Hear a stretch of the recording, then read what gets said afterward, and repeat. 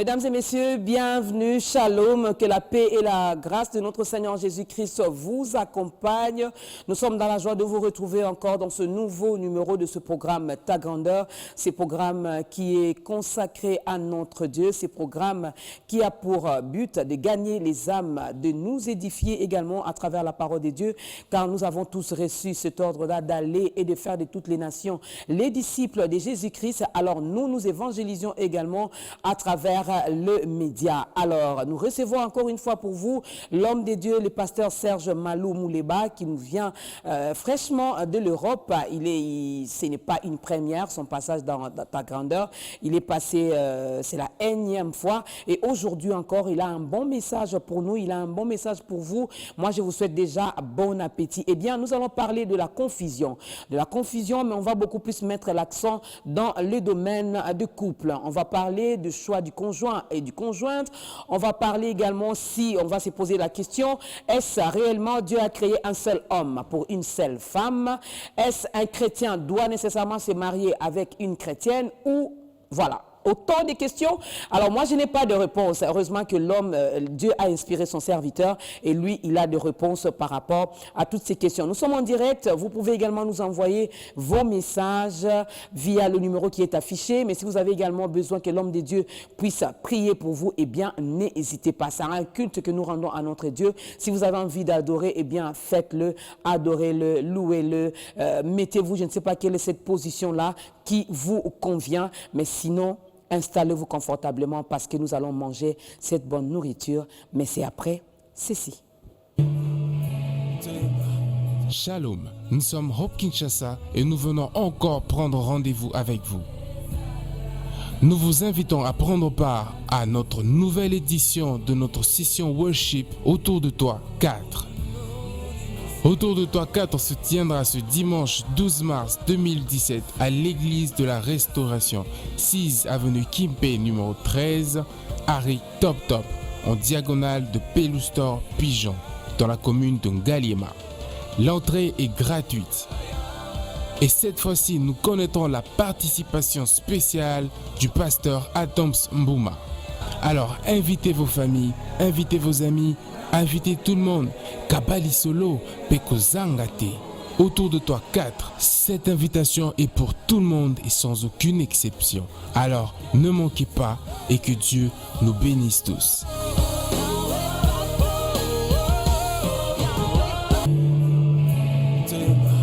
Shalom, nous sommes Hope Kinshasa et nous venons encore prendre rendez-vous avec vous. Nous vous invitons à prendre part à notre nouvelle édition de notre session Worship Autour de toi 4. Autour de toi 4 se tiendra ce dimanche 12 mars 2017 à l'église de la Restauration, 6 avenue Kimpe numéro 13, Harry Top Top, en diagonale de Peloustor Pigeon, dans la commune de Ngaliema. L'entrée est gratuite. Et cette fois-ci, nous connaîtrons la participation spéciale du pasteur Adams Mbouma. Alors invitez vos familles, invitez vos amis, invitez tout le monde. Kabali Solo, Peko Zangate. Autour de toi 4. Cette invitation est pour tout le monde et sans aucune exception. Alors ne manquez pas et que Dieu nous bénisse tous.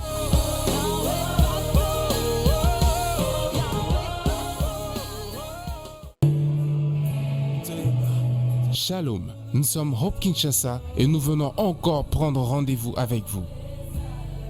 Nous vous invitons à prendre part à notre nouvelle édition de notre session Worship Autour de toi 4. Autour de toi 4 se tiendra ce dimanche 12 mars 2017 à l'église de la Restauration, 6 avenue Kimpe numéro 13, Harry Top Top, en diagonale de Peloustor Pigeon, dans la commune de Ngaliema. L'entrée est gratuite. Et cette fois-ci, nous connaîtrons la participation spéciale du pasteur Adams Mbouma. Alors invitez vos familles, invitez vos amis, invitez tout le monde. Kabali Solo, Peko.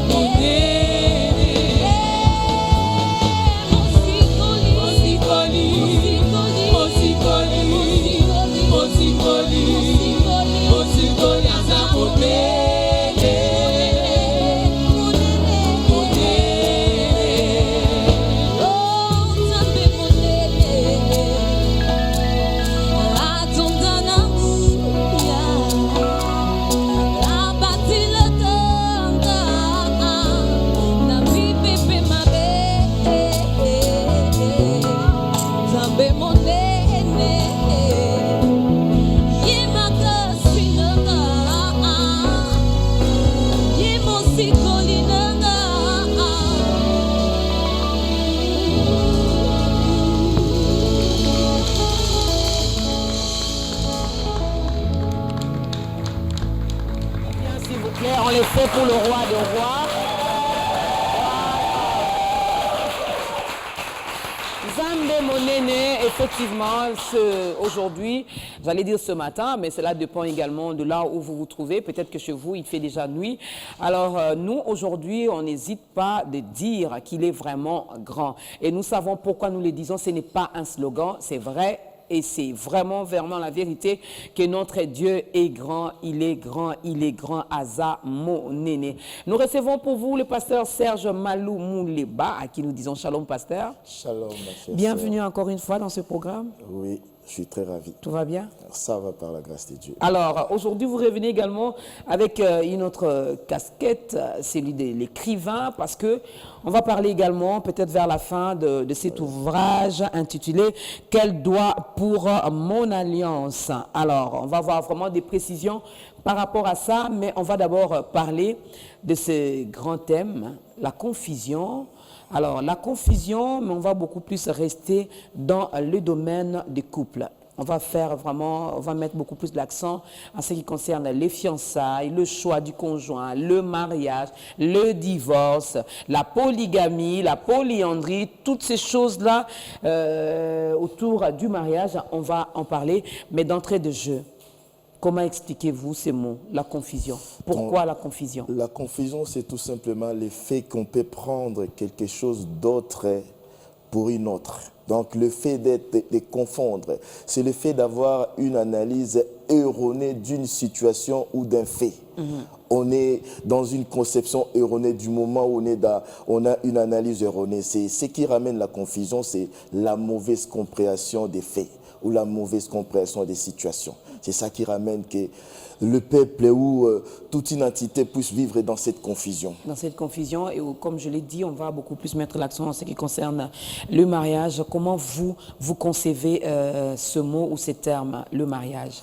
Le mariage ou précisément la vie des couples, c'est une vision de Dieu.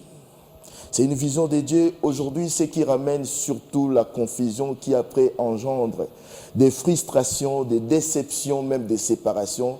C'est parce qu'aujourd'hui, nous, le peuple de Dieu, qui devrions manifester la vraie nature du mariage, nous avons rabaissé le mariage à un niveau terrestre. Et pourtant, le mariage, c'est d'abord quelque chose qui est spirituel. Le mariage, c'est l'union entre deux personnes de sexes différents qui s'unissent par un choix volontaire, motivé par l'amour et définitivement. C'est ça la définition du mariage selon la pensée du Créateur. Voilà, juste une parenthèse parce que vous avez parlé de sexes différents, mais aujourd'hui à travers le monde, on nous parle de mariage entre femmes-femmes, hommes-hommes, mariage des gays. Comment vous les concevez? Mais je suis tout simplement contre ça parce que ça n'a jamais été dans le plan des créateurs. Dans le plan des créateurs, un couple de deux sexes différents. Regardez un peu quand Dieu dit dans Genèse 2 à partir du verset 21, Dieu a constaté la solitude de l'homme. Il a dit, je lui crée une aide semblable. Le plan de Dieu, la vision de Dieu sur la vie des couples, c'est quoi? C'est que l'homme, les êtres humains qui sont unis puissent assujettir, puissent remplir la terre. Comment voulez-vous un couple des homosexuels puisse remplir la terre? Un couple d'homosexuels ne ramène pas à des relations sexuelles procréatives. Mais ils adoptent maintenant. Ils adoptent, mais ça, c'est ça que je dis. Aujourd'hui, on est dans cette confusion. On ne peut pas, déjà, moi, quand on me parle de deux personnes de même sexe ou des homosexuels qui s'unissent, je ne peux pas appeler ça mariage. Et c'est ça cette confusion dans laquelle nous nous sommes laissés engrainer, nous, le peuple de Dieu aussi.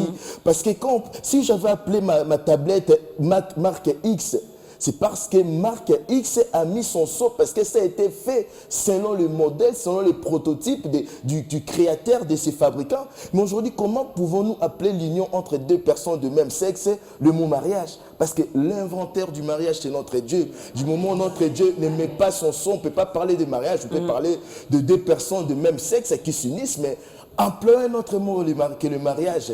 Et si le monde dit ça, nous ne devons pas nous laisser engrainer par ça dans le monde. C'est pour ça qu'on parle de la confusion. Voilà. C'est ça. On parle de la confusion, mais on ne va pas beaucoup plus rester dans ça. Je ne prône pas ça, je ne suis pas ici pour promouvoir cela, mais on en parle parce que nous les vivons également dans notre société. C'est devenu vraiment, on ne peut pas éviter d'en parler. Mais qu'est-ce qui peut être à la base de ça? Qu'est-ce qui peut pousser Déjà, de la création, vous l'avez dit, Dieu a vu que l'homme était seul. Et il a dit, il n'est pas bon que l'homme soit seul. Je lui ferai un être semblable. Il a fait. Et lui-même, quand il s'est réveillé, il a commencé à faire même un poème par rapport à cette belle créature. Mais qu'est-ce qui fait aujourd'hui qu'un homme, au lieu de désirer une femme, au lieu d'aller vers ses sexes opposés, il préfère aller avec son frère, avec son ami? C'est ça le problème. J'ai dit tout à l'heure que nous, on ramène tout sur un plan humain, alors que tout a un départ spirituel. C'est un dérèglement qui a sa source spirituellement. Quand nous regardons dans Romains 1, on nous parle que Dieu les a livrés dans leur impurité. C'est Satan qui est à la base de ça. Quel est le but de Satan? Satan, c'est ramener le monde à faire des choses qui sont contraires à la volonté de Dieu. Un homme, au lieu qu'il soit attiré par une femme, l'homme est attiré par un autre homme. C'est des problèmes que nous devons traiter spirituellement. Aujourd'hui, ce n'est un secret de polichinelle pour personne. Même dans les églises, nous sommes confrontés à ça. Moi, personnellement, dans l'exercice de mon ministère, j'ai déjà été confronté à des gens qui avaient ces tendances-là, mais ils n'ont pas été délivrés parce que j'ai parlé. Non, c'est spirituellement d'abord qu'ils ont été délivrés. Et cette délivrance s'est manifestée maintenant humainement parce que cette personne ne sentait plus cette attirance vers les personnes de même sexe qu'elle. C'est d'abord quelque chose qui a sa source spirituellement. Spirituelle. Vraiment, que Dieu nous préserve, que Dieu préserve ses enfants qui nous regardent en ce moment. Confusion. Alors, parlons un peu, commençons par le choix du conjoint, parce que je me dis, pour aboutir au mariage, il faut d'abord commencer par voir, être attiré également par l'autre, draguer entre guillemets. Alors, le choix du conjoint, ça dépend également de Dieu. Il faut attendre que Dieu fasse également le choix, comme il avait fait pour Adam. Non, Dieu n'a pas fait le choix pour Adam. La Bible d'ailleurs nous le prouve quand nous regardons Genèse 2 à partir du verset 21. Dieu a constaté la solitude de l'homme. À partir du verset 22, la Bible nous dit que Dieu créa à partir de la poussière, de la terre, tous les animaux qu'il a fait passer devant Adam. C'était pour qu'il puisse voir le libre arbitre, la liberté des choix d'Adam. Mais la Bible nous dit qu'Adam les a juste nommés. Mais beaucoup d'entre nous, quand nous voyons la Bible dire qu'Adam les a juste nommés, nous croyons que c'est nommé dans notre conception aujourd'hui du nom, de la nomination. Et pourtant, dans la culture hébraïque ou araméenne, quand on parle des noms, c'est l'identification de quelque chose ou d'une personne.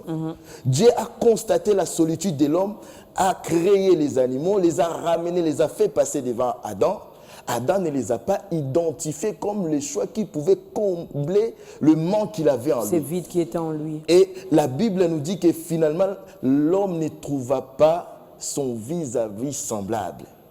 Et Dieu a vu que voilà, l'homme est mature, il a vu que dans ces êtres humains, parce que les animaux sont fabriqués par la même matière grise que nous, par la terre. Mais Adam n'a pas trouvé son vis-à-vis semblable. Et la Bible nous dit que Dieu a fait tomber Adam dans un profond sommeil. Cela veut dire que c'est un abandon. Un abandon où Adam s'est laissé inspirer, s'est laissé Dieu le guider dans son choix. Dans ces choix-là, le mariage, si nous ramenons, quand nous faisons des choix à la légère aujourd'hui, parce que nous avons ramené le mariage à un niveau terrestre, quand nous parlons du mariage, nous voyons une grande cérémonie. Oui. Quand nous prenons des mariages, beaucoup font des choix basés sur ce qui est charnel, alors que le choix des mariages doit être basé sur ce qui est spirituel. Regardons un peu le plan divin. Dieu a créé l'homme afin que il créa l'homme et la femme, afin que l'homme puisse dominer, assujettir et travailler l'humanité. C'était ça la vision de Dieu. Donc quand on fait un choix du mariage, ce choix-là doit être basé par rapport à l'appel qu'il y a sur ta vie. Tu dois être avec une personne qui va t'accompagner, qui va être une aide par rapport à l'appel, la vision que Dieu a conçue. Mais comment savoir, comment comprendre que c'est la bonne personne? La Bible nous dit dans Jean que celui qui n'a pas la sagesse la demande à Dieu. Déjà, le choix des mariages demande une grande sagesse. Demande pas que nous puissions choisir hâtivement, qu'on soit pressé, demande une grande sagesse. Et puis, nous devons nous retirer dans la prière. Il n'y a pas un autre moyen que se retirer dans la prière. Se retirer dans la prière, Dieu, pour nous guider ou pour nous parler, n'agit pas seulement par des méthodes que nous privilégions aujourd'hui. C'est bien la vision, la prophétie, les paroles de connaissance, c'est bien. Mais Dieu peut te parler aussi par une conviction personnelle. Tu es guidé dans ton choix. Et Dieu te donne une sagesse, la sagesse pour faire choix, pour regarder que cette femme vraiment, dans ce que moi j'ai comme appel, dans ce que moi j'ai comme vision, cette femme pourra m'accompagner. Parce que beaucoup de mariages aujourd'hui finissent mal. Pourquoi? Parce que tu as choisi un homme en sachant pas cet homme sera peut-être appelé à être un pasteur qui sera appelé à beaucoup bouger. Finalement, la femme se sent dans la solitude et l'homme a fait son choix, pas basé en essayant de consulter Dieu pour savoir que, parce que seul Dieu sait ce qu'il nous faut réellement. Et Dieu peut nous donner la sagesse. Pourquoi Dieu n'a pas, quand Dieu a fabriqué j'ai dit fabriqué, excusez-moi, quand Dieu a créé les animaux, Dieu n'a pas mis Adam sous un profond sommeil? Pour créer l'être semblable, voilà. Dieu a mis Adam sous un profond sommeil. C'est un symbolisme d'abandon. Ou c'est Dieu qui sait que par rapport à la vision que j'ai donnée à Adam, d'assujettir la terre, de remplir la terre, il lui faut Ève. Donc c'est Dieu qui sait ce qu'il nous faut réellement, parce que nous avons, notre vision s'arrête là, mais Dieu connaît le film de notre vie avant même que ça commence. Voilà, il connaît ce film jusqu'à la fin. Et c'est pour ça que nous devons toujours nous retirer dans la prière, demander à Dieu et être surtout patient. Beaucoup ont des choix basés sur l'attirance, mais un choix basé sur l'attirance finit mal. Mais pasteur, attendez, nous vivons bien que nous ne sommes pas de ce monde, mais nous sommes dans ce monde. Oui. Alors, tout ne commence pas par les yeux. Il faut d'abord regarder, contempler, être attiré également. L'aspect physique également y est pour beaucoup. L'aspect physique y est pour beaucoup, pour ceux qui ne sont pas spirituels. La Bible nous dit, l'homme spirituel juge spirituellement. C'est pour ça l'un des dons qu'on nous demande à nous d'avoir, nous les enfants de Dieu, c'est le discernement.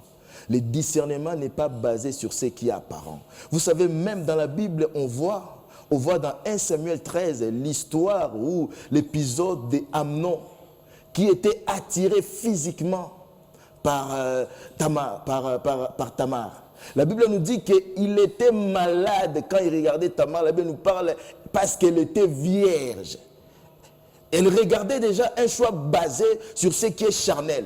Mais quand on se base sur l'attirance, sur ce qui est apparent, ce qui n'est pas spirituel, ce qui est charnel, finalement tu vas vivre avec cette femme ou avec cet homme. Tu comprendras que finalement ça ne comble pas. Les animaux avaient une apparence devant Adam. La gazelle a une bonne allure. Même une lionne a une bonne allure. Mais cela n'a pas pu combler le manque qu'il y avait dans Adam. Mais quand Adam a vu Ève, qui était destinée à l'accompagner dans cette vision de remplir la terre, de l'assujettir, Adam a dit, voici cette fois-ci l'os de mes os et la chair de ma chair. J'aimerais bien que vous puissiez vraiment bien expliciter les choses par rapport à ce point. Lorsque Adam s'est réveillé, il a commencé à dire, voici cette fois-ci l'os de mes os, la chair de ma chair. Est-ce Adam n'a pas d'abord regardé ce qui apparaissait devant lui avant de connaître la personne intérieure d'Ève? Adam, il faut comprendre bien dans quel état Adam vivait dans cette époque-là. Parce que déjà quand on parle de l'extérieur, il a vu les animaux qui étaient bien, il les a nommés. Mais si c'était basé seulement sur l'aspect extérieur, parce qu'aujourd'hui, nous voyons les hommes, on a parlé tout à l'heure de l'homosexualité. Il y a la zoophilie aujourd'hui. Les hommes qui couchent avec des animaux. Mais Adam n'a pas trouvé cela. C'est manque profond. Si on veut bien comprendre, vous savez, la solitude d'Adam n'était pas basée sur le plan affectif seulement, sur le plan physique seulement. La solitude d'Adam était une manifestation profonde de ces manques que je suis en manque de pouvoir accomplir la vision que Dieu m'a donnée d'assujettir, de remplir la terre. Je suis en manque de ça. Sa solitude était d'abord quelque chose, il te voit l'incapacité qui est d'abord spirituelle. D'accomplir ces plans divins tout seul. Ce n'est pas seulement une solitude qui est physique, qui est affective, c'est d'abord une incapacité. Regardons bien qu'est-ce que Dieu a dit, je lui ferai une aide semblable. L'aide semblable ne se base pas seulement sur ce qui est visuel. Nous, les enfants de Dieu, nous devons avoir la capacité de voir dans l'invisible. Si nous ne jugeons pas dans l'invisible, c'est pour ça que des fois nous passons à côté de beaucoup de choses. Tout comme quand Marie a éclaté cette bouteille de parfum, beaucoup ont regardé dans le visible pour dire qu'on aurait pu vendre ces parfums et aider les pauvres. Voilà. Mais Marie a regardé spirituellement et Jésus a dit: vous aurez toujours des pauvres, parce que c'est des choses que vous voyez, c'est le visuel. Mais moi, vous ne m'aurez pas toujours. Il a fait ça pour les jours de mon sépulcre.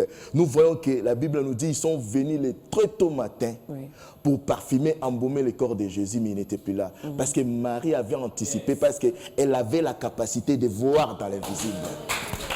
Alors, préparez-nous un deuxième cantique, puisque vous avez beaucoup plus mis l'accent sur nous, les enfants de Dieu, nous, les enfants de Dieu. Par rapport au choix du conjoint, doit-on rester seulement entre nous, enfants de Dieu, c'est-à-dire, vous êtes chrétien, votre choix doit également être porté seulement sur une chrétienne, ou on peut également prendre celle qui est dans le monde et le ramener également vers le Christ? Je vais pouvoir m'expliquer aujourd'hui. C'est pour ça qu'on peut parler de la confusion.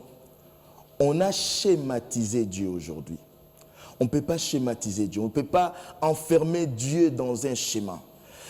Lui, le mieux, ce qui est souhaitable, ce qui est conseillé, c'est de trouver dans un enfant de Dieu. Mais même si tu trouves à l'église, beaucoup de gens sont déçus, ils ont trouvé à l'église mais sont déçus. Nous connaissons des divorces des enfants de Dieu, même plus loin des hommes de Dieu, parce qu'on s'est dit, comme j'ai trouvé à l'église, je vais me passer de Dieu. Non. Moi, j'ai dit, oui, je peux te donner une vision pour pouvoir accomplir cette vision avec quelqu'un que tu vas prendre un païen. Ça va choquer beaucoup, mais Moïse ne s'est pas marié avec un enfant d'Israël. C'était quelqu'un de l'extérieur du peuple et que Dieu lui a permis de se marier pour pouvoir accomplir ses visions. Moi qui vous parle, j'étais chrétien au départ, mais ma femme, quand je l'ai connue, n'était pas une chrétienne, mais en elle, j'ai trouvé beaucoup de qualités qu'il n'y avait pas chez les chrétiennes. Et c'est même grâce à elle que finalement, j'ai dit grâce à Dieu qui est passé par elle, que finalement, je me suis rendu compte que je menais une vie chrétienne qui n'était qu'une vie d'apparence. C'était un peu du folklore, c'était folklorique. Et c'est à partir d'elle qui, quand elle est rentrée en Christ, et pourtant qui m'a trouvé en Christ, a manifesté la vraie nature d'un enfant de Dieu. Ça m'a interpellé. Aujourd'hui, je suis ce que je suis. Quel que soit si c'est un païen, consultons Dieu. Consultons Dieu. Nous ne pouvons pas nous passer tu es une servante de Dieu comme moi, je suis serviteur de Dieu. On sait aujourd'hui que dans l'église, on peut trouver toutes sortes de personnes. Des personnes qui peuvent se faire saintes. Si c'était seulement la perfection que quand on trouve à l'église, pourquoi aujourd'hui on voit les gens, frères et sœurs en Christ, serviteurs et servants de Dieu, qui se marient et puis demain s'éclatent? Moi, je pense qu'on ne peut pas enfermer Dieu. Moi, je ne peux pas dire aujourd'hui, déterminer un schéma que voici les genres de femmes à ne pas marier, voici les genres d'hommes à ne pas marier, parce que moi... Mais vous êtes d'accord qu'il y en a? Les hommes et les femmes à ne pas épouser? Moi, je dis, il y en a du moment où Dieu me les révèle. Parce que moi, je répondais à tous ces critères des hommes à ne pas marier. Alcoolique, impudique, ambianceur. Mais qui aurait pu savoir ce que Dieu allait faire de moi aujourd'hui? Si ma femme avait écouté ce genre d'enseignement, n'allait pas me choisir moi. D'ailleurs, même quand elle a fait mon choix, les gens sont venus lui dire, pas lui, une autre personne. Mais elle a misé sur moi. Aujourd'hui, Dieu s'est manifesté. Nous devons toujours attendre. On ne peut pas schématiser Dieu. On peut dire que c'est un peu un cas un peu isolé. Exceptionnel, tu voulais dire? Oui. L'exception, c'est pas l'exception. L'exception confirme la règle, mais Dieu vraiment l'a utilisé. Quelqu'un Dieu... a dit, Pasteur Serge, on est tous passés par les affermissements. On nous parlait même des hommes, l'homme animal, l'homme. Quelqu'un a même dit qu'un enfant de Dieu, c'est déjà un enfant de Dieu. Il ne peut pas cohabiter, vivre, être ensemble avec le païen que nous appelons entre guillemets homme animal. Cohabiter, ça dépend. Qu'est-ce que Jésus faisait dans son ministère? Aujourd'hui, nous voulons tout schématiser. C'est ça que je parle de la confusion. Qu'est-ce que Jésus faisait dans son ministère? La Bible nous dit dans Matthieu 5, 13 à 14, « Vous êtes le sel de la terre, vous êtes la lumière du monde. » La Bible n'a pas dit que vous êtes la lumière dans l'église. La lumière du monde, nous sommes appelés à briller dans le monde. Là où il y a l'obscurité, là où il y a la confusion, à travers nous, nous pouvons enlever aux gens ces voiles-là qui les voilent. Le sel de la terre, qu'est-ce que le sel sert réellement? À conserver la nourriture. Le sel sert à donner la saveur. À travers nous, on peut fréquenter ces gens-là et puis manifester la lumière et cette lumière les attirer vers la lumière. On peut fréquenter ces gens-là en étant le sel de la terre, leur montrer que nous, notre vie a une autre saveur que leur vie de l'ambiance. Nous, notre vie a une autre saveur et les gens peuvent nous suivre. On est tous à l'église, mais combien de choses on ne trouve pas à l'église? Je suis un pasteur, je sais de quoi je parle. Les gens qui sont à l'église, mais qui sont pires que les gens qui sont dans le monde. Les gens qui sont à l'église, mais qui trahissent. On peut trouver quelqu'un, moi j'ai des amis païens qui sont fidèles dans l'amitié, plus que même des amis, je peux dire, oui, ça peut choquer certains qui sont serviteurs de Dieu, mais qui te mentent en parlant en langue. Bien sûr. Donc moi je laisse la porte ouverte au Saint-Esprit. On n'est pas là pour vous choquer, hein? C'est pour éclaircir un peu certaines choses. Donc pour le pasteur Serge, un chrétien peut également s'engager, se marier avec une païenne. Nous sommes la lumière du monde, nous sommes là pour influencer, impacter le monde. Mais pour ça, il faut être vraiment mature dans les choses de Dieu parce qu'on risquerait d'y aller et de rester. Tu as touché un bon point. Le mariage n'est pas fait pour les enfants. Le mariage est fait pour les adultes. Quand on parle d'adulte dans la Bible, on parle de quelqu'un qui est mature. Donc, déjà, en regardant Adam qui n'a pas choisi les animaux, Dieu était en train de ramener Adam à manifester une maturité. Donc, nous aussi, nous devons on ne peut pas se marier parce que l'autre s'est marié. Il faut se sentir que je suis assez mature pour faire un bon choix. La maturité, on fait allusion à quoi? À l'âge? Ah non, ça n'a rien à voir avec l'âge. Parce qu'il y en a qui se marient parce que j'ai 40 ans maintenant et je suis encore célibataire. Voilà, c'est ça ce qu'on appelle la confusion. Je m'engage avec le premier venu. 40 ans, oui. Mais est-ce que tu es mature? Quand on parle de maturité, on parle de quelqu'un qui a le discernement. Le discernement qui ramène le Saint-Esprit qui habite en nous. Ça n'a rien à voir avec l'âge. Aujourd'hui, les gens se marient parce qu'il y a, surtout nous en Afrique culturellement, parce qu'il y a une pression familiale. Ta sœur, ta petite sœur s'est mariée. Regarde la fille du voisin s'est mariée. Non, chacun de nous a son temps. Donc on ne peut pas se marier par rapport à cela. Chacun de nous a son temps. La meilleure façon de savoir ses temps, c'est une façon de passer le temps avec les dieux. Dieu est celle qui nous donne le vrai discernement. Dieu est celle qui connaît le véritable temps. C'est Dieu qui a constaté que l'homme était seul. Dieu a constaté que l'homme était seul parce qu'il a regardé. Dieu connaît les temps. Ce n'est pas nous. Mais la meilleure façon pour nous de savoir connaître les temps, c'est aussi de nous appuyer sur ces dieux-là en nous retirant dans la prière. On ne se marie pas parce que oui, j'ai grandi finalement. Il y en a qui se marient parce qu'ils se grandissent comme si le mariage, c'est un permis de faire la sexualité légalement. Non, il ne règle pas le problème. Règle d'abord ton problème de pulsion sexuelle afin de pouvoir te marier. On va revenir là-dessus, un autre cantique.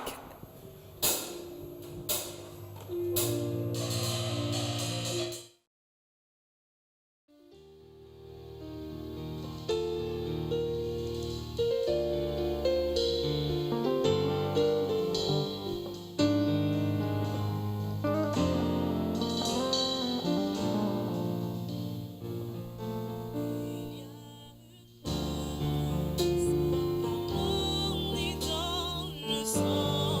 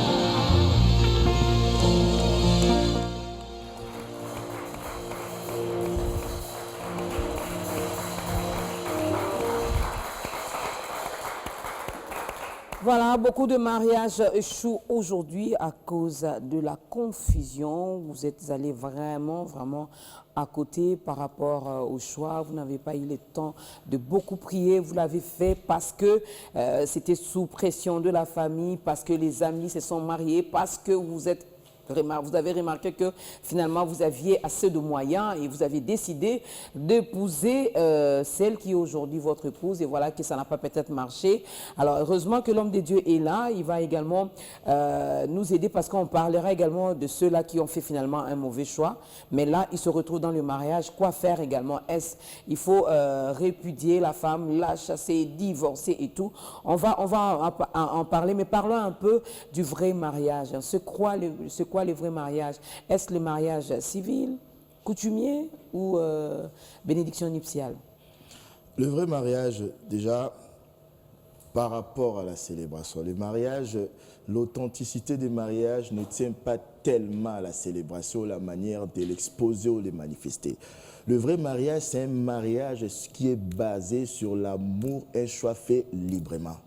Ce mariage, d'abord, deux personnes qui se rencontrent après avoir été l'homme qui, culturellement, en Afrique, fait le premier pas, a pris le temps de soumettre ce qui sont ses désirs, ce qui est la pensée qu'il a par rapport à la sœur devant Dieu, et Dieu lui confirme ça d'une manière ou d'une autre, lui confirme ça. L'homme va voir la fille, sa future femme.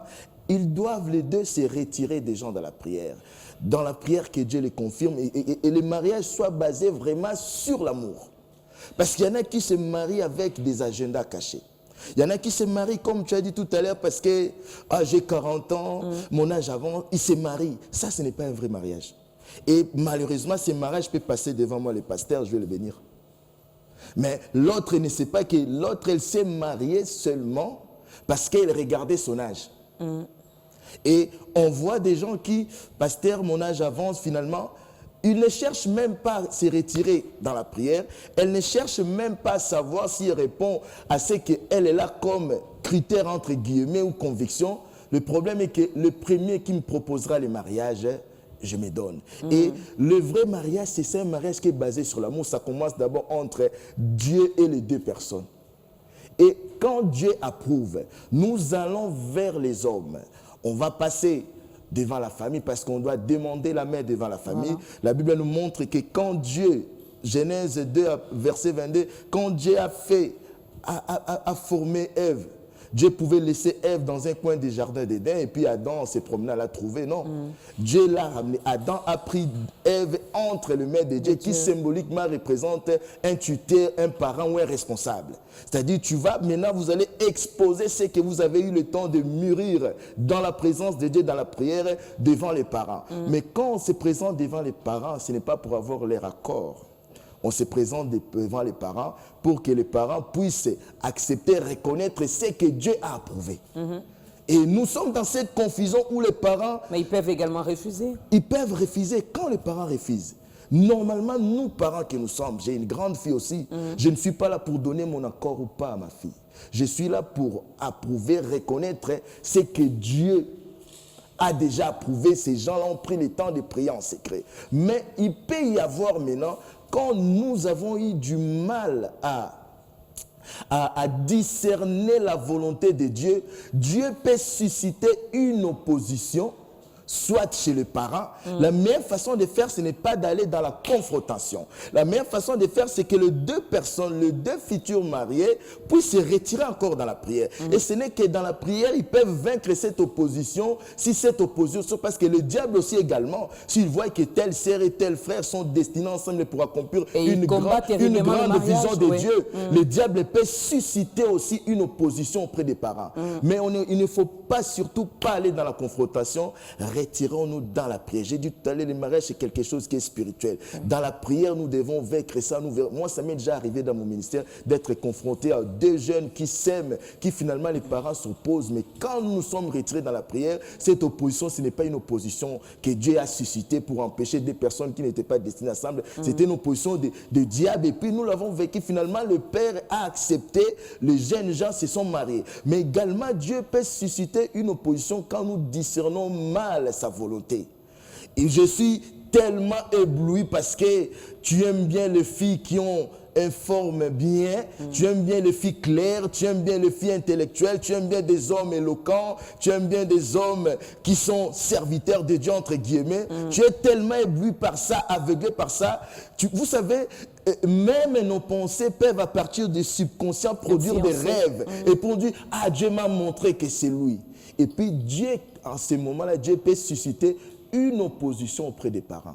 Mais si je dois m'adresser aux parents chrétiens, nous ne sommes pas là pour donner notre accord ou pas. Que notre accord ne soit pas basé parce qu'il n'a pas les moyens financiers qu'on aimerait bien. Notre fille que nous elle est moussoaïli, vous êtes voilà, tribal. Donc, non, non, non. Nous, parents, déjà un parent qui s'oppose, déjà ça montre qu'il a failli dans sa mission qui était d'éduquer cet enfant. Éduquer un enfant, c'est préparer un enfant, le ramener à une maturité qui lui permettra d'être autonome, de faire ses choix. Quand déjà tu t'opposes, ça prouve que tu as mal fait ton travail. Au moins que ce soit une opposition dans les deux sens, comme j'ai dit tout à l'heure, Dieu suscite une opposition pour empêcher un mauvais choix, ou le diable aussi peut susciter une opposition pour empêcher aussi un bon choix qui serait un danger pour lui. Mais la meilleure façon de surmonter tout cela, c'est dans la prière. Le vrai mariage, ce n'est pas parce qu'on va donner la dot, c'est parce qu'on va aller à la mairie. Oui, on va à la mairie parce que la Bible nous dit dans Romains que voilà, les autorités sont là pour Dieu dans Romains 13, que il n'y a aucune autorité qui ne vient pas de Dieu. Nous devons respecter l'autorité. Maintenant, l'authenticité, quand un mariage est véritable, nous devons maintenant nous marier selon les lois qui régissent le pays de notre résidence. Je ne peux pas venir ici à Kin me marier selon les lois de l'État français, non. Je vais me marier selon ce que les lois, parce que finalement nous devons aller à la mairie. La mairie n'est pas dans la Bible, mais nous devons aller à la mairie parce que quelqu'un qui n'est pas allé à la mairie, l'État le considère comme un célibataire. Nous avons vu Abraham, quand il est parti en Égypte en dissimulant que Sarah était sa femme. Qu'est-ce qui est arrivé? Nous voyons ça aussi en Europe, beaucoup disent oui, je me suis marié entre guillemets coutumièrement, mais en même temps, c'est les gens que Dieu reconnaisse comme des célibataires ou des femmes qui vivent seules pour bénéficier des aides financières, mais c'est pourtant des gens qui vont à l'église, mais ils vivent dans les mensonges. Nous devons aller à la mairie pour manifester, nous sommes la lumière du monde. C'est comme quelqu'un qui s'est converti en secret, il a pris l'engagement devant Dieu, mais il va dans les eaux des baptêmes pour témoigner ça. Nous allons aussi à la mairie aujourd'hui aussi dans la confusion qui vit avec c'est beaucoup plus pour sécuriser également nos biens matériels. Tu sais, après, moi je dis, tant qu'un enfant de Dieu, je ne vois pas ma sécurité dans les matériels. Je ne vois pas ma sécurité dans les matériels. Si cette femme peut tout me prendre, ou cet homme, ce n'est pas moi, ma sécurité, c'est en Dieu. Oh, je ne peux pas être calculateur en étant l'enfant de Dieu. C'est beaucoup plus pour être en cohésion avec la parole de Dieu qui nous dit dans Romains 13 que nous devons respecter les autorités mises en place. Si dans un pays où pour reconnaître un mariage, nous devons passer par la mairie, nous irons. Mais on voit les pays comme les États-Unis, quand tu passes devant la servante de Dieu qui est Maman Dorcas, il vous bénit, il fait office de l'officier de l'état civil. On voit chez nous ici c'est différent. Chez nous on parle de la dot. La dot n'a rien à voir avec une loi biblique. La dot c'est un fait biblique. Mais quand on regarde maintenant dans notre loi, dans le code de la famille, un mariage peut être enregistré quand ça s'est passé dans la famille et que la famille de la femme va témoigner à la mairie que ces deux personnes... Maintenant, quand on passe dans ce sens-là, on s'appuie sur Romains 13. Mais on ne peut pas dire aujourd'hui la dot est biblique. La dot n'est pas une loi biblique. La dot n'est pas une loi biblique. La dot, c'est un fait biblique. On ne peut pas prendre un fait biblique pour une loi. On ne peut pas non plus amener sa fiancée devant la mairie ou encore à l'église, chez le pasteur Serge, si dans la famille on n'a pas encore tout réglé. Régler financièrement, tu vois comme j'ai dit tout à l'heure, quelles sont les lois qui reconnaissent un couple officiellement marié dans nos pays? Dans ces lois-là, ces cadres juridiques qu'on appelle les codes de la famille, on reconnaît la dot. Voilà. Mais je vois mal quelqu'un qui vit dans un pays où, pour qu'un mariage soit reconnu officiellement, tu dois passer par la mairie, tu te limites à la dot. Ça, c'est notre culture. La dot a toujours été culturelle. Même à l'époque d'Abraham, c'était culturel. Abraham était régi par la loi d'Hammurabi. La dot était une compensation parce que quand une fille quittait sa famille, c'était une perte de main-d'œuvre. C'était une perte que nous devons compenser ça par cette dot-là. Mais ça n'a rien à voir avec une loi biblique. Si on me demande la dot est biblique, je dirais oui, parce que même on parle de la polygamie dans la Bible, mais ce n'est pas autorisé. Même les crimes, on en parle de la Bible, c'est biblique, mais ce n'est pas une loi. On en parlera même, puisque bon, vous avez déjà parlé de la polygamie, alors moi je m'en vais déjà vous poser cette question. Continuez à nous envoyer vos questions, hein. J'ai déjà la question de M. Claude, j'ai la question de M. Jean Yasso, donc on va lire vos questions tout à l'heure, mais Dieu a-t-il créé un seul homme pour une seule femme? Il y a beaucoup cette théorie, surtout dans les églises pentecôtico-évangéliques, mais si nous regardons dans la Bible, rien ne nous prouve. Dieu, j'ai dit les mariages pour des personnes matures. Dieu a créé les femmes, a créé les hommes. Dieu en nous a mis aussi une capacité de choix. Si Dieu avait créé seulement une seule personne destinée à Serge, que je dois là comme un ticket de loto en train de chercher, ah c'est le même numéro, c'est elle. La Bible n'allait pas nous dire comme nous le voyons dans le livre des Corinthiens que si une femme, une veuve qui divorce peut choisir qui il veut, mais à condition que ce soit dans le Seigneur. C'est-à-dire, du moment où le mari meurt, après Dieu c'est hâte à dire, ah, il faut que je crée quelqu'un d'autre pour lui. Non. Dieu nous donne des capacités de faire les choix. Il a mis des choses devant nous, tout comme il nous a dit, je mis devant toi la vie et la mort. C'est à toi de choisir. Si vraiment nous disons que c'est biblique. Mais il nous a quand même orientés. Hein. Il dit, oui, mais moi, je te dis de choisir la vie. Dans tout ce que nous faisons dans la vie, nous devons avoir l'orientation de Dieu. Si nous voulons nous appuyer sur cette théorie-là, alors Dieu est incohérent. Depuis la nuit des temps, depuis qu'on a commencé à faire des statistiques, même depuis l'époque de Jésus, on a dit 5000 hommes, sans compter femmes. Il y a toujours eu plus de femmes que des hommes. Mais vous avez parlé de la mort de cette femme qui est veuve et qui décide de se remarier. Voilà. Mais il y en a qui divorcent et qui décident encore de se remarier. Oui, dans un cas, ça dépend des cas. Le divorce ne nous condamne pas à vivre célibataire. Ça dépend des cas de divorce où la Bible même Alors, nous dans le quel montre. cas je peux me remarier une fois divorcée? La Bible nous le dit. Là où Jésus parle, que dans Matthieu 18, à partir du verset 1 jusqu'au verset 19, Jésus était en train de répondre aux pharisiens pour leur dire que oui, le divorce n'est pas autorisé. Parce que la Bible nous dit qu'ils deviendront une seule chair. Quand on parle de ces termes-là, c'est comme des personnes cimentées, des barres de béton qu'on cimente, et ces ciments-là, c'est Dieu. C'est comme deux feuilles qu'on superpose ensemble pour les coller avec le super glue, deviennent une seule feuille qu'on peut dissocier. Mais il y a des cas où, par rapport finalement à l'humanité, ça peut ramener la séparation. Et toute séparation ne condamne pas l'autre à vivre célibataire. Et Jésus, dans le même chapitre de Matthieu 18, la Bible me dit, sauf en cas d'infidélité, là où tu as été lésé, là où tu as été opprimé. Mais non. Beaucoup d'entre nous, nous confondons l'infidélité sexuelle et l'adultère, mais c'est deux choses différentes. Alors, expliquez-nous, pasteur. L'adultère, c'est la violation de l'alliance du mariage. Dès le moment où moi, je me suis marié avec ma femme, pas sous une loi où je devais être polygame, dès le moment où moi, je vais après, non, parce que ma famille m'a choisi aussi une femme, je la prends aussi, je viole cette alliance. Parce que je ne me suis pas marié pour que ma femme soit plusieurs, qu'elle soit plusieurs. Je viole cette alliance. Je vais vous dire quelque chose. Il y a des femmes qui aujourd'hui, par rapport à cette théorie-là, le mari, des fois, il peut partir pendant 5 ans, vivre avec une autre femme, on condamne cette femme à vivre comme ça dans la misère.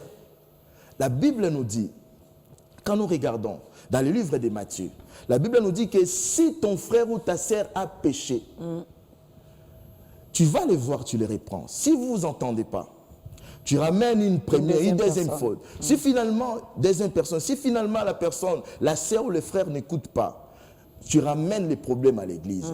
Si finalement il n'écoute pas, la Bible nous dit considérez-les comme un païen. Un mari qui se méconduit, une femme qui se méconduit. Vous allez voir les parrains, vous allez faire ça, il n'écoute pas. Finalement, tu vas voir le pasteur, on essaie de le faire venir, ma sœur essaye, mon frère. Mais finalement, Ça ils ne n'écoutent marche pas. pas. La Bible nous dit, considérons-les comme un païen. Et quand nous regardons maintenant dans 1 Corinthiens 7, la Bible nous dit que si tu es marié avec quelqu'un qui est païen ou non-croyant, tu n'es pas obligé de divorcer. Mais la Bible nous dit à la fin de ces chapitres que si le frère ou la sœur non-croyant ou non-croyante décide de partir, tu n'es pas lié avec lui.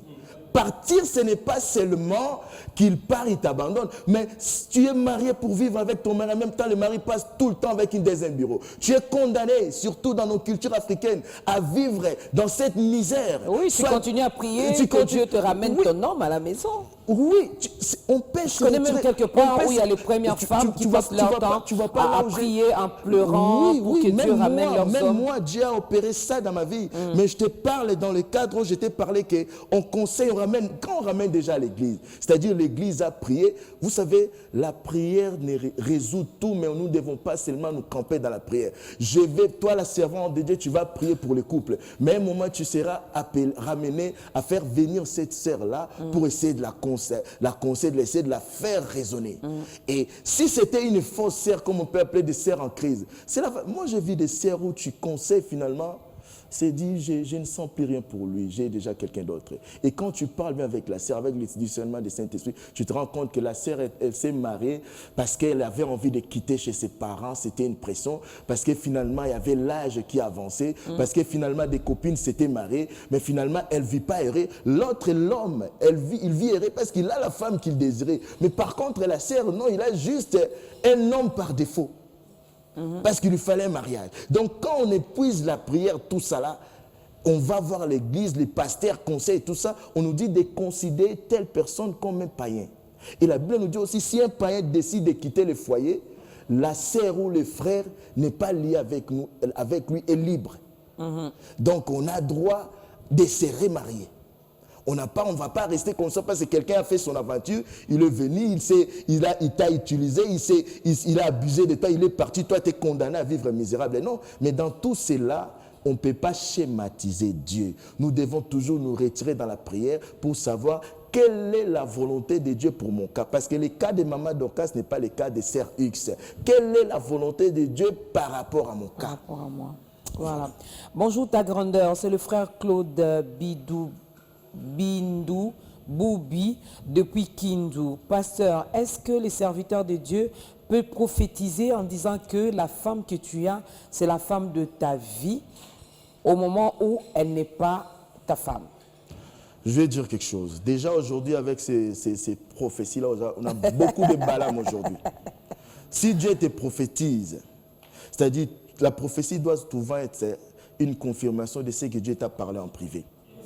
Et si Dieu t'a parlé que tu n'arrivais pas à les discerner, la prophétie ou une parole de connaissance ou une vision va venir pour que tu puisses avoir cette confirmation. Parce que des fois, Dieu nous parle par des convictions, mais tu as des doutes, tu dis peut-être c'est moi. Et quand la prophétie vient comme ça, tu peux confirmer que Dieu m'a parlé. Mais aujourd'hui, il y a beaucoup de charlatans. Beaucoup de charlatans qui sont prophètes mais sans être prophétiques, qui va te dire parce qu'il avait déjà prophétisé à cette sœur que tu vas te marier. Il veut accomplir sa prophétie, il vient te voir aussi pour te dire que je vois. Mais oui, merci, Dieu t'a parlé qu'elle c'est ma femme. Merci beaucoup prophète, je vais me retirer dans la prière moi aussi pour que Dieu me confirme. Voilà. Ça c'est bien. Bonjour, j'aimerais savoir, les fiançailles peuvent faire combien d'années selon la Bible? Le frère Jean Yasso depuis Isiro. La Bible ne détermine pas le nombre de temps de fiançailles. Nous devons comprendre qu'est-ce qu'on appelle les fiançailles. Les fiançailles pour les gens du monde, c'est un temps où on va s'observer pour voir si finalement ça va aller ensemble. Parce que si on veut parler des fiançailles selon la Bible, les fiançailles selon la Bible, c'est un pré-engagement définitif. Qu'on prend engagement, le temps de me préparer, accueillir cette femme, mettre les conditions. Donc, c'est-à-dire, ce temps-là de fiançailles, c'est un temps où je ne vais pas aller fiancer une fille quand je ne suis pas sûr qu'elle est. Nous, les enfants de Dieu, les fiançailles n'est pas un temps d'observation, mais c'est un temps où on va mûrir le temps où on va se préparer pour que finalement je sois capable d'accueillir cette femme chez moi, pour que finalement je sois capable de ne pas compter sur l'église pour mon mariage, parce que beaucoup comptent comme ça. Après, quand l'église ne répond pas, il est déçu. Oui, c'est normal, Dieu va permettre que tu sois déçu, parce qu'on dit, maudit soit celui qui se confie à l'homme. Ne te marie pas sur la poche de l'église. Le fiancé doit te servir à toi le temps de réunir tes conditions. Parce que dès le moment où tu prends...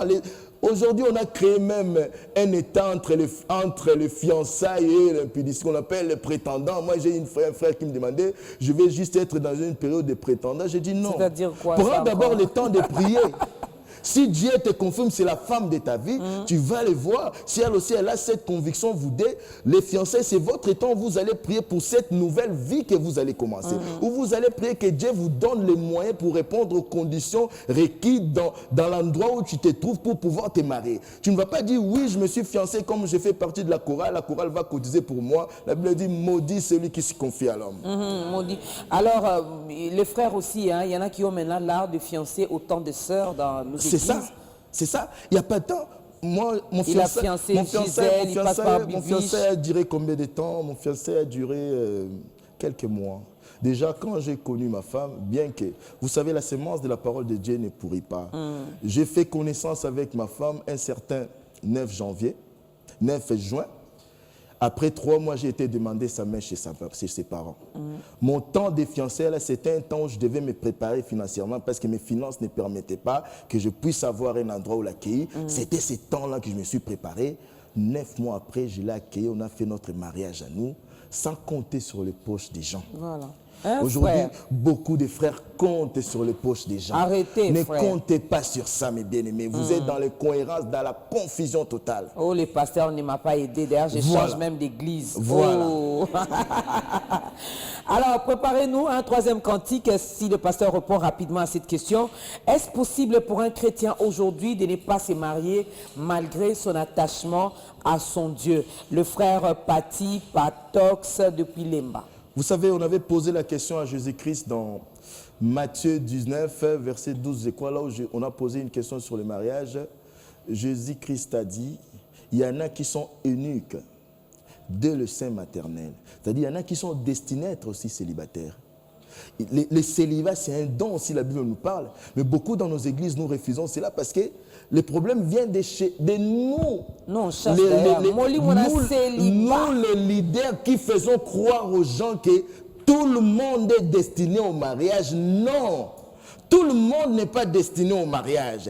Un chrétien qui trouve que, voilà, il sent cet appel-là de vivre dans le célibat. Dans ce célibat, tu peux manifester aussi la lumière dans le monde parce que les gens verront que tu es célibataire, mais tu vis dans la continence. Parce que les gens à qui Dieu a fait ces dons de célibat ont aussi ces dons-là qu'on appelle la continence. Je ne serai pas là en train de lutter tout le temps avec mes pulsions parce que c'est Dieu qui m'a destiné ça. Donc, cela ne veut pas dire, oui, je suis célibataire, mais entre-temps, j'ai tout le temps avec des intercesseurs pour... Voilà, il y en a même qui s'enferment pour se masturber.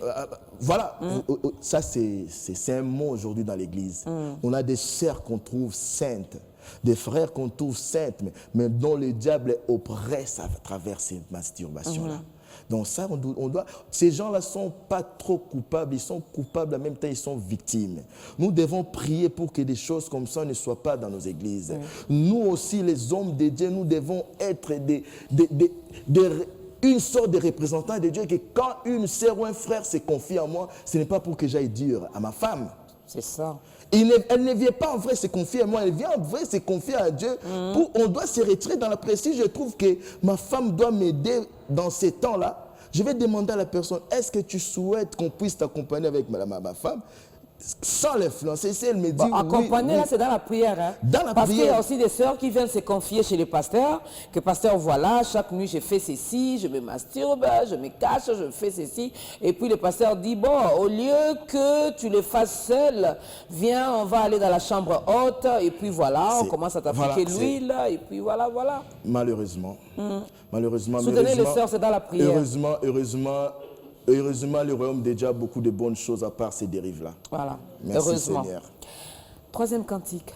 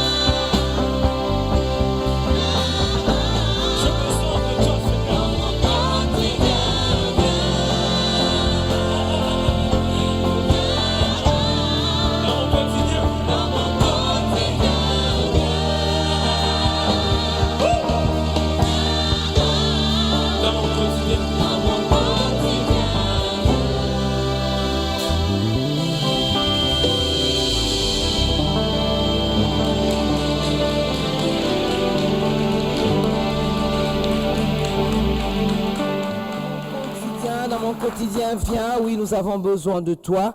Alors, on va continuer avec les questions. Bonjour, ta grandeur, c'est le frère Benjamin. Je voulais juste demander au pasteur, est-ce que la polygamie est biblique? Ça me fait rigoler quand j'entends parler ça. Il y a même certains hommes de Dieu qui défendent ça. Ah oui, mais c'est des gens qui veulent... Qu'est-ce qui motive la polygamie? Si ce n'est satisfaire ses pulsions sexuelles. C'est ça la motivation de la polygamie. Est-ce que Dieu est assez incapable pour pouvoir fabriquer 3 ou 4 Èves à Adam? Il pouvait former 3, même 10 et puis les souffler et puis donner à Adam. Déjà, c'est là qu'il y a la confusion même dans ces hommes de Dieu qui n'arrivent pas à savoir que le mariage est d'abord spirituel. Le mariage, c'est la manifestation de ce qui est spirituel, des couples entre Christ et l'Église. Un seul Christ pour une seule Église. Un seul Adam pour une seule Ève. Comment pouvons-nous parler de la polygamie? Les gens vont me dire, oui, mais les hommes, oui, mais Dieu a toléré, Dieu n'a pas autorisé la polygamie avec les patriarches, tout ça là. Dieu a toléré parce que la Bible nous dit, quand il n'y a pas la loi, on ne peut pas imputer un péché. Le véritable couple qui est Christ et l'Église ne s'était pas encore manifesté. C'est pour ça que Dieu a toléré pendant tout ce temps-là. Voilà. Mais regardons un peu quelles sont les conséquences de la polygamie, même à travers tous ces grands hommes de Dieu.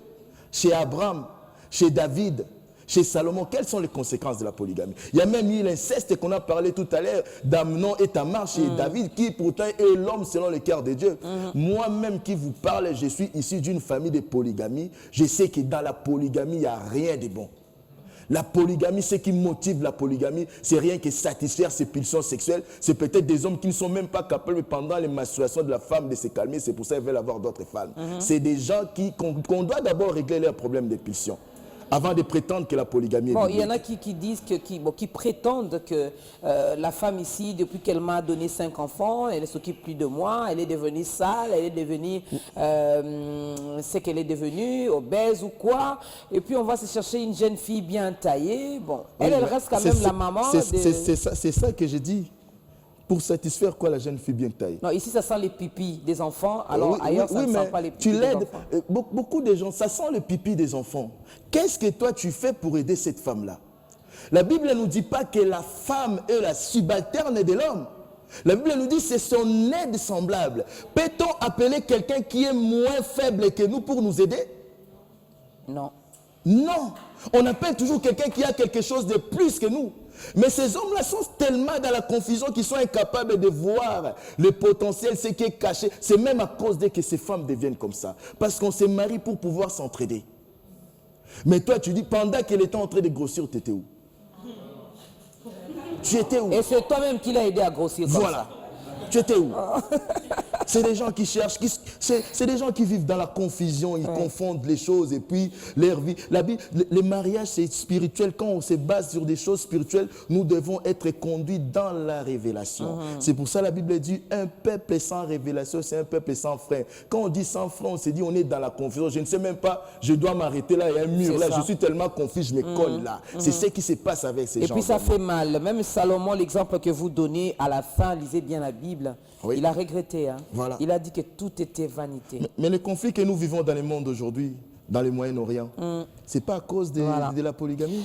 Salut, c'est le frère Jonathan Monks depuis Limité Salongo. Ma question est de savoir, est-ce quelqu'un qui était déjà marié et sa femme meurt, est-ce qu'il peut encore se remarier et venir encore à l'église pour la bénédiction? Bien sûr, même si je ne souhaite pas ça, mais même s'il a 5 femmes qui meurent, il peut se remarier, la Bible nous dit. La Bible nous dit, non, si la personne meurt, la femme ou l'homme n'est plus lié avec lui. Donc, si Dieu permet que ça arrive 5 fois, même 10 fois, ils viennent, je les bénis. 10 fois? Oui, mais si Dieu permet. Maman, il faut qu'on faut prier. Il ne faut pas que ça devienne également une habitude. Bonjour, pasteur Serge. Nazolanda Bino, na télévision à partir de Bandundu. Donc, pour ceux qui ne comprennent pas le français, bonjour, pasteur Serge. Je vous suis depuis la province de Bandundu. Vraiment, Maté Anabino, Nasepeli, Nango, Makasi, Nzambe Apamola Bino. Il est très content de notre message d'aujourd'hui et que Dieu nous bénisse. Merci beaucoup. Merci. Il n'a pas signé son message, mais c'est depuis Bandundu. On vous salue également. bon. Seigneur. Bonjour Maman Dorcas, je salue le pasteur Serge, l'invité de l'émission. Ma question est celle de savoir, est-ce que le pasteur est pour ou contre le copinage pour le chrétien? Et que faire pour arriver à un bon mariage chrétien?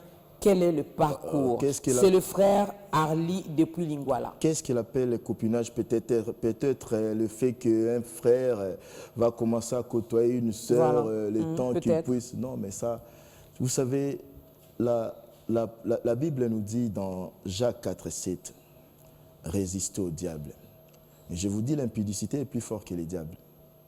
Fuyez. Quand on dit fuyez, ce n'est pas courir. Fuyez, c'est-à-dire éviter les relations, éviter des situations, des états qui vont vous ramener à tomber. Dès le moment où tu restes proche, parce que oui, vous savez, il y a des sentiments qui naissent.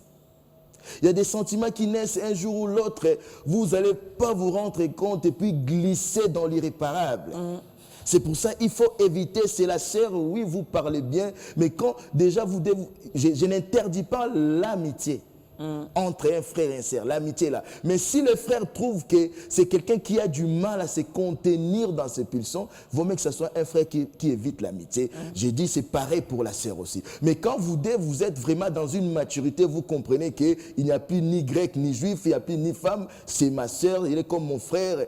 Tout ça, vous restez dans cette amitié-là, oui, mais la copinage, qui est le genre de copinage que les gens au monde, quand ils vivent... Ils se permettent même de tout faire. Voilà, ils vivent dans une fornication, appellent ça le copinage, c'est interdit, la Bible n'autorise pas ça. Et quel est le parcours d'un vrai mariage pour arriver à un vrai mariage? Oui, d'un vrai mariage, tu ressens cette maturité-là. Je ne parle pas trop des besoins, je parle de la maturité, parce que les besoins, c'est les conséquences de cette maturité-là de pouvoir se marier. Quand tu ressens cette maturité-là, retire-toi dans la prière, n'allez pas directement parler à sœur. Et puis, et arrêtez avec cette histoire. Dieu m'a dit que non. Va voir la sœur. Parle à la sœur. Dieu t'a dit, oui, Dieu t'a parlé.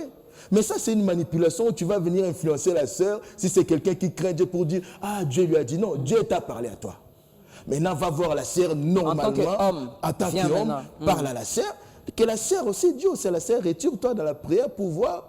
Parce qu'on peut avoir aussi des messages qu'on interprète mal. Donc, tu te retires dans la prière, Dieu te convainc, Dieu te donne la conviction. Tu vas voir la sœur, pas en lui disant que Dieu m'a montré, non, la sœur, vraiment, je ressens quelque chose, toi aussi retire-toi. Et puis, vous devez vous présenter votre projet à Dieu.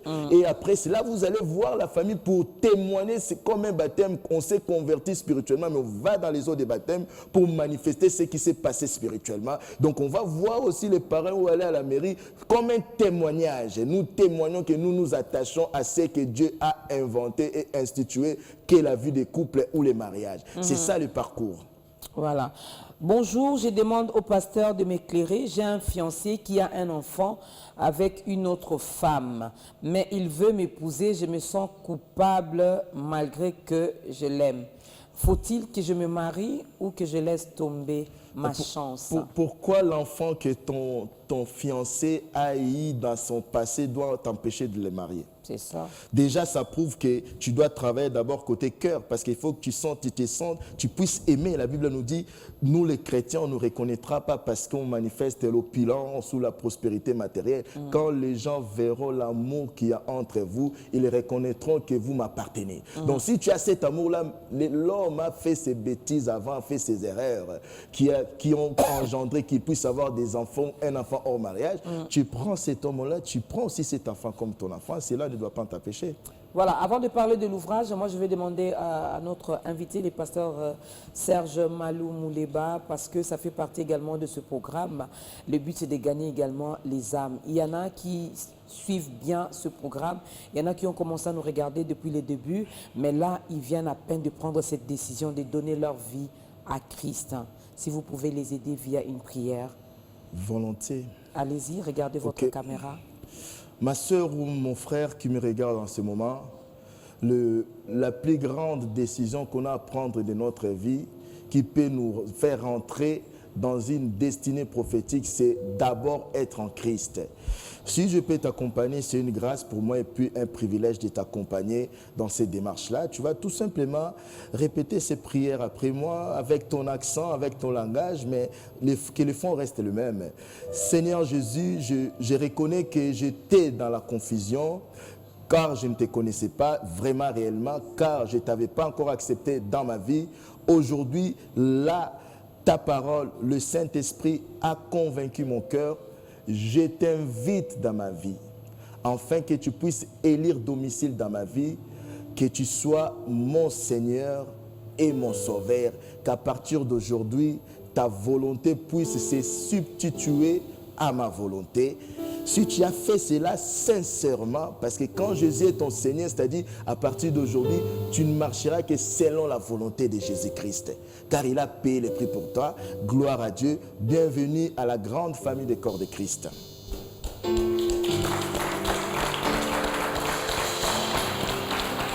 Voilà, bienvenue dans la grande famille des enfants de Dieu. Là, tu viens de prendre une très bonne décision. Tu vas voir que dans le Christ, dans le Seigneur, la vie, elle est belle, elle est douce, elle est tendre.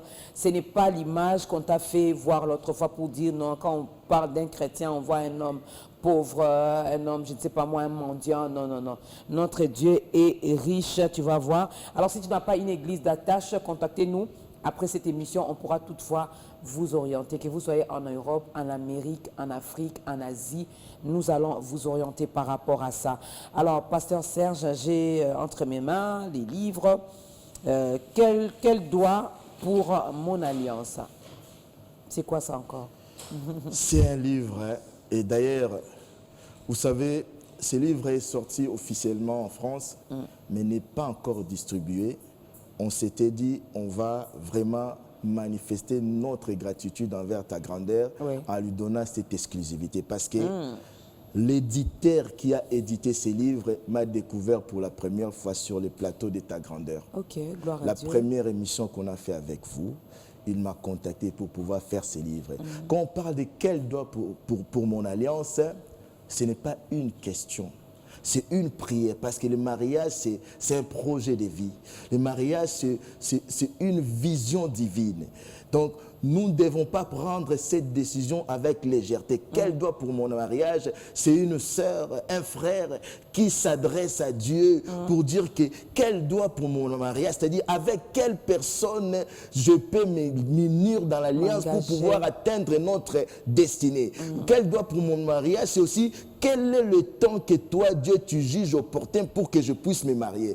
Quel doigt pour mon mariage, c'est aussi dans quel cadre, comment manifester ça. C'est une prière, c'est une consultation auprès de Dieu. Ouais. Parce que vu que c'est celui-là, celle qui sait qu'est-ce qu'il nous faut pour le mariage, auprès de lui que nous devons nous orienter, parce que c'est son œuvre. Le mariage n'est pas quelque chose que les humains ont créé. Les humains ont reproduit ce que Dieu lui-même a inventé par son ingéniosité et l'a institué.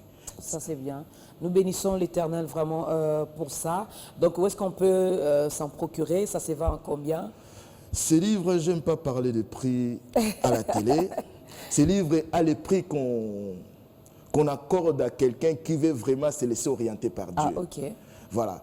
La distribution va comment? On attendait qu'on puisse passer dans ta grandeur pour commencer la distribution. Il y a déjà quelques-uns ici qui vont pouvoir l'avoir. Mais on donnera le plus ample. Mais sinon, partout dans le monde, vous pouvez vous en procurer sur Internet. Sur Internet, si vous tapez « Quel doigt pour mon mariage ?», vous verrez, ça va vous conduire vers la page où le livre est vendu. On peut payer par carte bleue ou par PayPal. Donc, voilà. C'est bien. Et c'est très beau également. Hein? Ça se présente vraiment avec... Oui, on a trois beauté, races là. Donc facilement, nous les dames, on peut mettre dans notre sac, dans notre taxi, on peut les lire si facilement, voilà. Alors, un programme, l'église a un programme particulier? Oui, l'église se trouve à Clermont-Ferrand, dans le sud-centre de la France. L'église a un programme particulier parce que le dimanche, nous avons notre culte d'action de grâce, de 10h30 à 12h30 ou 12h30. Le mardi, nous avons ce que nous on appelle un échange biblique en interaction. C'est-à-dire ce n'est pas le pasteur Serge qui vient pour prêcher. On est là avec les enfants de Dieu, ils posent des questions, je réponds. Il y en a quelqu'un aussi qui, s'il avait médité quelque chose à la maison pendant la semaine, il le partage aussi. C'est comme ça que nous allons lever beaucoup des confusions. Après, un moment ou un autre, on se rend compte qu'il y a des gens qui ont fait 10 ans, 20 ans qui ne grandissent pas parce que le pasteur, il vient, il prêche. Il y en a même qui prêchent pendant des heures du temps. Comment on va retenir quelque chose dans des heures du temps? Laissons le peuple de Dieu s'exprimer aussi. Les mardis, c'est ce que nous faisons là-bas, de 18h30 à 20h30. Et puis le jeudi, nous avons l'intercession à l'église évangélique de Clermont-Ferrand, Jésus-Christ, soleil de la vie. Oui. On commence de 18h30 à 20h, 1h30 seulement d'intercession. Voilà, c'est ça notre programme de la semaine là-bas à Clermont-Ferrand. Voilà. Et ici à Kinshasa? Ici à Kinshasa, j'étais venu uniquement pour ça. Voilà. J'ai mon église là où je me suis converti, c'est le centre évangélique La Résurrection. Oui. Donc je vais là-bas comme tout enfant de la maison, mais j'étais venu vraiment pour présenter ces messages et aussi spirituellement. Revenir sur les terres de ses ancêtres et ça nous renouvelle. Voilà, ça renouvelle. Je vous conseillerais donc de chercher vraiment ces livres, vous qui êtes dans cette période d'observation, hein, de fiançailles, vous voulez vraiment vous engager. Ça, parce que ce livre est préventif et curatif, c'est-à-dire même les gens qui sont déjà dans le mariage, ces livres parlent de ça, comment remédier à certaines choses qu'on a connues, parce que ce qui ramène des fois des problèmes dans les mariages, c'est dans 3 lieux, la cuisine, le salon et la chambre. Mais toutes ces 3 choses, on peut arriver à les surmonter par la prière. Dans ces livres, on trouvera des choses. J'ai encore des questions, mais John me fait comprendre qu'il est temps, on doit arrêter. 3 choses. Bon, la cuisine, là, même ça aussi, il faut prier. Oui. Attends, Dieu va m'apprendre comment faire la cuisine. L'onction n'est pas seulement quand je prêche. Hein. Je vais vous donner un témoignage. Je me suis marié avec ma femme, elle ne savait pas faire la cuisine africaine. Mais aujourd'hui, même la personne qui lui avait appris à faire les pondous, parce que pondou, c'est un plat de luxe pour nous, hein, quand elle a des manifestations, appelle ma femme pour lui dire « Fais-moi les pondous ». Dieu a mis l'onction en elle. Moi, je ne vais pas attendre la manifestation. Quand le pasteur va revenir là, un peu de pondou seulement pour moi, non? Ah, ça c'est bien. Et dans la chambre également, il va... Oui, dans la chambre. Oui. Nous devons traiter aussi ça. Certains hommes, oui, ils ne sont pas satisfaits dans la chambre. Peut-être la femme n'arrive pas à se commoder. Oui, on peut prier pour ça. Et puis le Saint-Esprit peut... La Bible nous dit, le Saint-Esprit vous enseignera toutes choses. De la cuisine au salon à la chambre. Il y a des femmes comme ça qui ont arrangé leur couple et que j'ai des témoignages où le mari partait ailleurs, la femme a gêné, a dit à Dieu, quand il reviendra, le première communion que je vais avoir avec mon mari. Et le mari est revenu, le mari a dit, toi tu fréquentes qui en ce moment? Non, c'est le Saint-Esprit, je fréquente Dieu. Je fréquente Dieu. Le numéro de contact sera affiché par John. Donc si vous avez également des préoccupations, des questions même par rapport à l'ouvrage, par rapport au thème que nous avons exploité aujourd'hui avec l'homme de Dieu, son contact est là. Vous pouvez donc l'appeler directement, écrire et il va donc vous répondre. Merci à la chorale. J'en aurai pas jusqu'à ce que je vais partir peut-être, mais ceux qui veulent me contacter pendant que je suis ici, qui tapent seulement Serge Malomoule, ils peuvent entrer en contact avec moi par Facebook. Voilà. Donc, on n'a même pas eu le temps de parler de cette ligne de prière maintenant sur... tu es au courant toi aussi? Mais oui. C'est bien, merci Seigneur. C'est Alpha Omega. Alpha Omega, c'est des lignes de prière. Nous prions à 5h30 chaque jour. Et les soirs à 21h30, et c'est partout dans le monde. Et d'ailleurs, il y a des gens qui sont dans différentes villes qui chaque fois m'invitent. On fait des journées, comme là au mois de juin, on sera à Bruxelles, où les enfants d'Alpha Omega de Bruxelles ont organisé une grande manifestation. Peut-être aussi à Kin, parce qu'il y a beaucoup de gens de Kin aussi. Pourquoi pas? Donc, Dieu seul sait. Dieu seul sait. Préparez-nous, on veut vraiment danser, hein? Ne nous amenez pas comme si on était encore de l'autre côté où c'était seulement...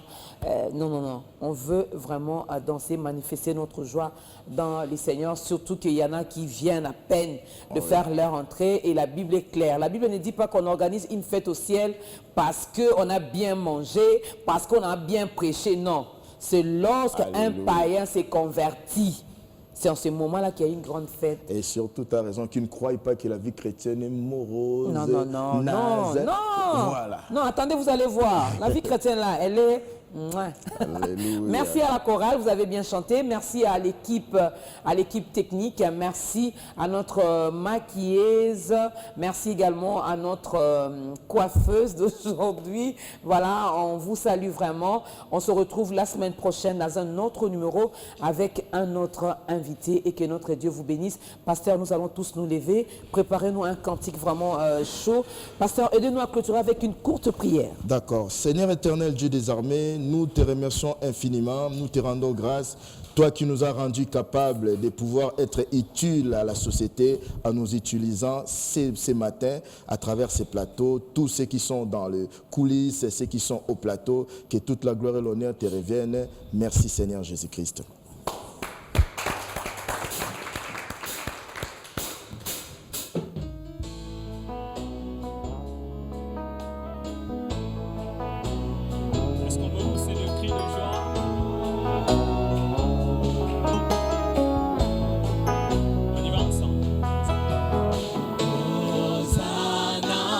Yes. Hosanna à l'agneau de Dieu. Hosanna.